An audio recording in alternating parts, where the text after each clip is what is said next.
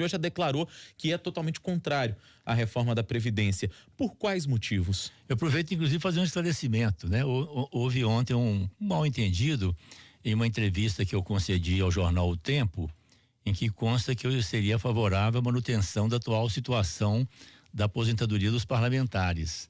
Não corresponde. Eu sou totalmente a favor do regime geral da Previdência para os deputados, inclusive senadores e parlamentares em geral. Inclusive, já havia pedido há alguns dias a minha assessoria para providenciar, antes mesmo da reforma da Previdência, a minha ida para o regime geral da Previdência, que eu considero a matéria mais justa. Então, esse pequeno equívoco, Rodrigo, ocorreu porque eu dei uma resposta geral. Eu falei que com relação à reforma da Previdência, eu sou contra. Mas é claro que nessa questão específica eu não sou contra. No que diz respeito à situação dos parlamentares de perderem, né, sua situação mais especial e irem para o regime geral da Previdência, no mesmo nível de todas as trabalhadoras e trabalhadores do Brasil, eu estou de acordo com a reforma. Agora, afora isso, realmente a reforma me parece um retrocesso lamentável. Nós precisamos sim reformar a Previdência no Brasil, mas o que está sendo proposto, na minha leitura, respeitando, é claro, as pessoas que pensam de forma diferente, mas na minha leitura não é uma reforma, é uma deformação da Previdência. Quebra o princípio fundamental da Previdência, Thalita, que é o princípio da solidariedade social.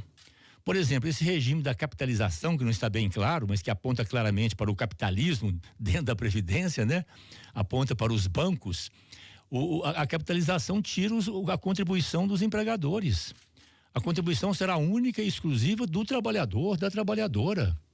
Quebra também princípios constitucionais, como, por exemplo, a Seguridade Social, que é um grande avanço. A Constituição de 88 estabeleceu a Seguridade Social em um tripé, né? A Previdência Social, a Saúde e a Assistência Social.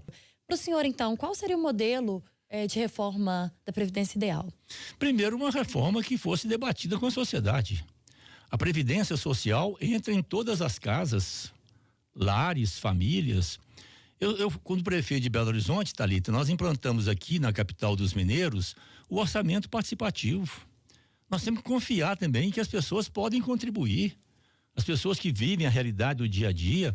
Uma reforma como essa, como está sendo feita a toque de caixa, sem ouvir a sociedade, as igrejas, as universidades, escolas, os movimentos sociais, né? Ela pode inclusive criar, certamente se aprovada, vai criar graves problemas jurídicos. Porque muitas pessoas vão reivindicar os direitos que consideram prejudicados junto ao Poder Judiciário. Então, o primeiro passo seria uma reforma